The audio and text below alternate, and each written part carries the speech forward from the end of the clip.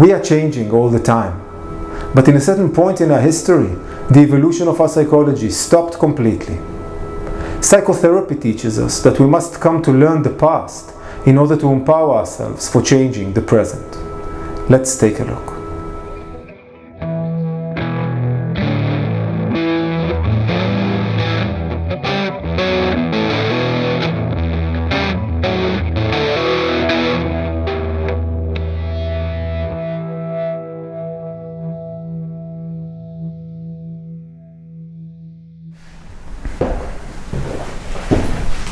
Hi.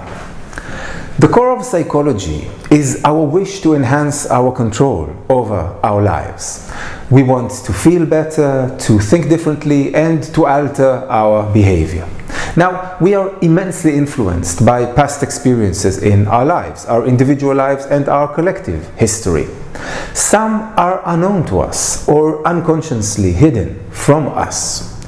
Looking at the past, us, Homo sapiens, went through remarkable changes and development in the past 80,000 years. Some were gradual and some were exponential, really in every aspect. In our technology, in our social structures, in our art and spiritualism, in our language and symbolism, and as I'm showing in these conversations, in the evolution of our psychology, the structures and the contents in our mind.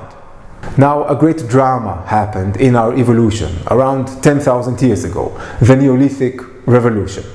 Hunter-gatherer clans changed into permanent settlements, domesticating plants and building agriculture. Everything changed in every possible way since then until now, except for one.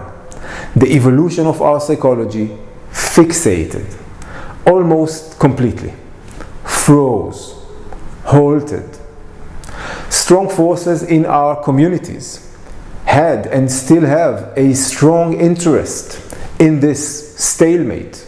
But because our psychology abides the rules of evolution, some change has happened and is happening all the time, mostly in the margins of our populations and our thoughts, with minorities.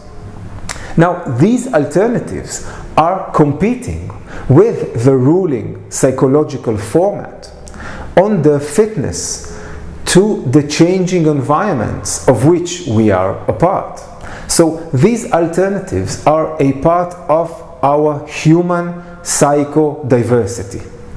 If we are to borrow a few concepts from biology, in biology we are all part of the same species. We have the same genome, and there are different races, or let's say types, in our species. In psychology, we can say that we are all part of the same phenome, phenome. And in that phenome, there is a psychodiversity, like a biodiversity, of different types, each with completely different structures. It's as if one is to go to an African savanna and you mostly see black and white zebras, but here and there you see, hey, there's a purple one, a pink one, a blue one, a red one. That's the way it is with us humans for millennia. We are maintaining and evolving this psychodiversity with essential changes between different types. We will look deeper into that in coming conversations. We can learn from psychotherapy how to empower this process. Unveiling the past helps us to recognize the trauma, the manipulation, and the lack of nourishment to us all. This allows us to build or to reconstruct a coherent and continuous narrative of our psychology, which can free us from inner chains and open paths for change. The conscious recognition of the Neolithic trauma and the fixation of a human evolution accounts for much of the suffering in our individual and collective lives. In future conversations, I'll review the evolution and the fixation in our fantasy, in our definition of individuality, the birth of conflict, the reinvention of the alpha male, and generally speaking, the loss of measure in humanity.